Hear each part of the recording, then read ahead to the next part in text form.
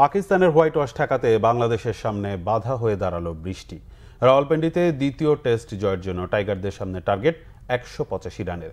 কোনো উইকেট না হারিয়ে ৪২ রান তুলে লক্ষ্যটা ১৪৩ রানে নামিয়ে এনেছেন বাংলাদেশের দুই ওপেনার। এর আগে বাংলাদেশের পেসারদের তোপে দ্বিতীয় ইনিংসে ১৭২ রানে অল আউট হয় পাকিস্তান। এই প্রথম টেস্টের এক ইনিংসে প্রতিপক্ষের সবগুলো উইকেট নিয়েছেন বাংলাদেশের পেসাররা। মনির হোসেন খানের ডেস্ক রিপোর্ট। টাইগার ক্রিকেটে সুবাতাস, ব্যাট বলে কে কাকে ছাড়িয়ে যাবে চলছে তার প্রতিযোগিতা।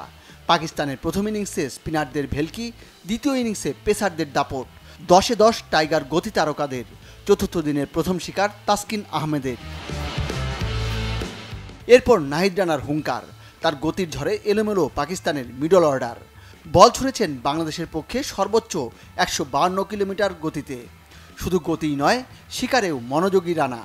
বাবর আজম, শান মাসুদ, সৌদ শাকিলরা গতির ঝড়ে ধরাশায়ী, ছন্নছাড়া পাকিস্তান।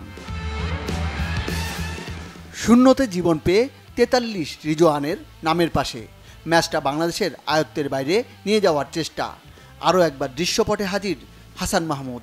রিজওয়ানের পরপরই তুলে নিয়েছেন মোহাম্মদ আলীর উইকেট। ১৪৫ রানে সাজঘরে স্বাগতিকদের ৯ উইকেট। হাসান ও রানার মাঝে ৫ উইকেট নেয়ার প্রতিযোগিতা। এর ফাঁকে সালমান আগার পাল্টা আঘাত। স্কোরবোর্ডে কিছু রান উঠল, বাংলাদেশের টার্গেটটাও বড় হলো। সালমান অপরাজিত ৪৭ রানে, ১৭২ রানে অল আউট পাকিস্তান।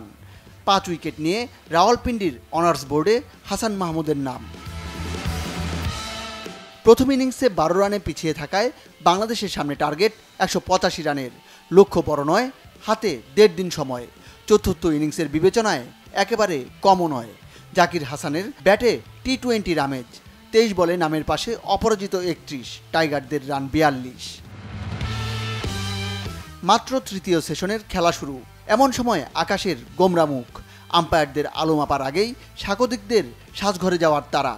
শেষ দিনে ইতিহাস ডাকছে বাংলাদেশকে। বৃষ্টি বাদ না সাধলে টেস্টে পাকিস্তানকে হোয়াইট ওয়াশ করার হাতছানি। Monir Hossain Khan, Bangla vision sports desk.